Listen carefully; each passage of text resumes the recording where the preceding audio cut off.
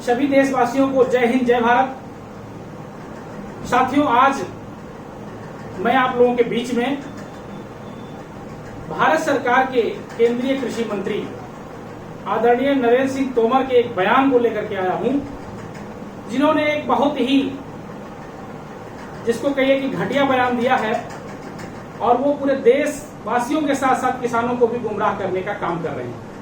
साथियों, अभी उन्होंने एक प्रेस कॉन्फ्रेंस में पत्रकारों द्वारा पूछे जाने पर कि देश में सरसों के तेल की कीमतें क्यों बढ़ रही हैं, उस पे उन्होंने कहा कि चूंकि सरकार ने तेल में, खाद्य तेलों में मिलावट को रोक दिया है, इसलिए तेल की कीमतें बढ़ रही हैं। उन्होंने जो इस पूरे बयान में जो जो बातें उठाई हैं उस पर मैं बिंदुवार चर्चा करूंगा। सबसे पहले मैं ये बता दूं कि आदरणीय मंत्री जी, ये जो तेल की कीमतों में बढ़ोतरी हुई है, ये आपके मिलावट रोकने की वजह से नहीं है।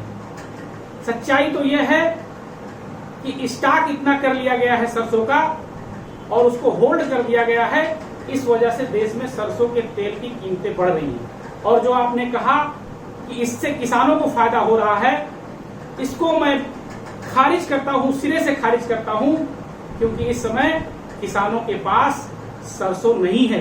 किसानों ने सस्ते रेट में सरसों बेच दिया है और वो सारा का सारा सरसों जो है वो आड़तियों के पास चला गया है, बिचौलियों के पास चला गया है।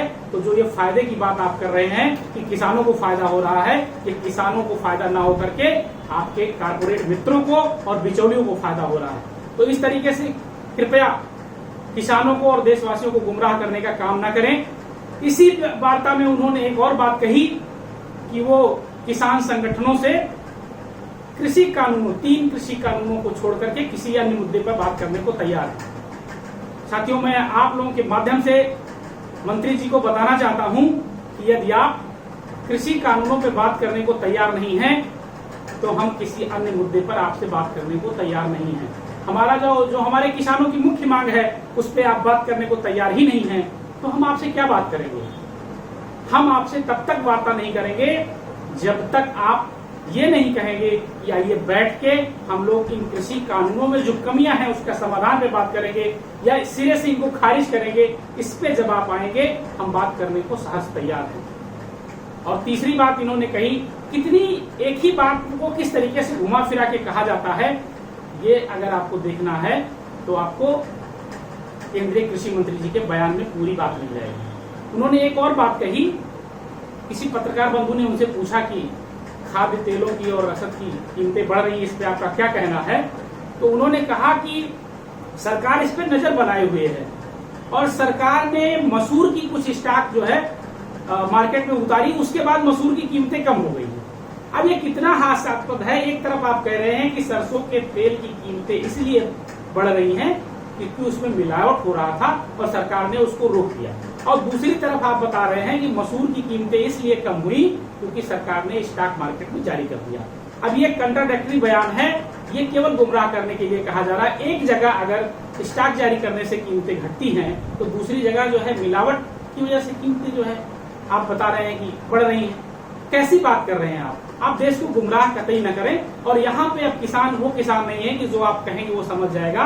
अब कुछ किसान भाई पढ़े लिखे किसान हैं और कुछ किसान पुत्र अब आपकी हर बात का जवाब देने के लिए तैयार बैठे हैं। साथियों, दूसरी बात उन्होंने उसी में आगे जोड़ के कही कि सरकार फैसला किया है कि शुद्धता सुनिश्चित की जाए। तो शुद्धता आप कैसे सुनिश्चित करते हैं? आप जब कहते हैं कि खाद्य तेलों में मिलावट हो रही थी, इसका मतलब आपको जानकारी थी कि खाद्य तेलों में मिलावट हो रही है, और ये जानकारी कब से थी आपको? इस पे आपने पहले रोक क्यों नहीं लगाई?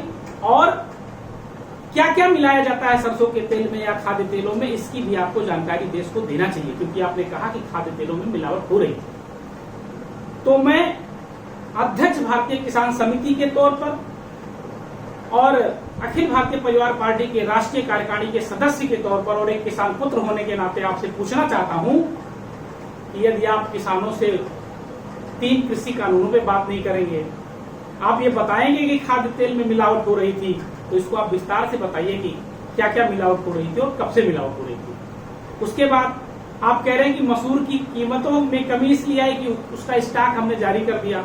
तो आप सरसों का भी स्टॉक जारी करवा दीजिए आड़तियों से, जो उनके पास स्टॉक है, कीमतें कम हो जाएंगी। और जो ये आप कह रहे हैं इससे किसानों को लाभ होगा, किसानों को इससे कोई लाभ नहीं हो रहा है, ये केवल बिचौलियों और आड़तियों को लाभ हो रहा है। तीसरी बात जो आज की अखबारों में मुख्य पृष्ठ पे छाई हुई है और सरकार उस पर अपनी पीठ थपा रही है कि सरकार ने कुछ कीमतों का न्यूनतम समर्थन मूल्य बढ़ा दिया, कुछ वस्तुओं में जो है धान की मूल्य बढ़ाया उन्होंने। मैं आपको एक एक करके बता देता हूँ। धान का मूल्य 1868 रुपया प्रति क्विंटल था, उसको बढ़ा करके इन्होंने 1940 रुपया प्रति क्विंटल कर दिया। बाजरे का मूल्य 2150 रुपए था, उसको इन्होंने 2250 रुपए कर दिया है। मक्का की कीमत 1860 रुपए थी, उसको 1870 रुपया कर दिया है। और अरहर की कीमत 6000 थी, उसको 6300 रुपया प्रति क्विंटल सरकार ने कर दिया है। इस पे सरकार अपनी पीठ थपथपा रही है। मैं इस वीडियो के माध्यम से पूरे देशवासियों से, पूरे किसान भाइयों के भावनाओं को व्यक्त करते हुए आपसे पूछना चाहता हूं कि आप जब एमएसपी पे, न्यूनतम समर्थन मूल्य पे खरीद करते ही नहीं है, तो इसकी कीमतें बढ़ाने से किसान को कैसे लाभ होगा? इस गणित को आप समझाइए। जब आप मक्का की कीमत कहाँ पे खरीद हो रही है पूरे देश में, आप बताइए। मक्के की न्यूनतम समर्थन मूल्य पर पूरे देश में कहाँ खरीद हो रही है, आपको स्पष्ट करना चाहिए। और किसी भी फसल को जब आप खरीद ही नहीं पाते हो न्यूनतम समर्थन मूल्य पर, तो उसको आप बढ़ाइए, घटाइए, जो मर्जी करिए, उससे किसान को कोई लाभ नहीं होने वाला। इसीलिए हमारी पार्टी का शुरू से जो मांग था कि आप इन तीन काले कानूनों को वापस ले लीजिए और हमको एक कानून दे दीजिए। आप न्यूनतम समर्थन मूल्य पर गारंटी का कानून दे दीजिए। गारंटी इस चीज की कि उससे नीचे क्या सरकार खरीदेगी या कोई बिचौलिया खरीदे या आड़ती खरीदे, कोई भी उससे नीचे न्यूनतम समर्थन मूल्य से किसान का अनाज नहीं खरीद पाएगा। और अगर खरीदेगा तो उसके ऊपर दंडात्मक कानूनात्मक कार्रवाई की जाएगी। एक ये कानून की हम लोग मांग करते हैं।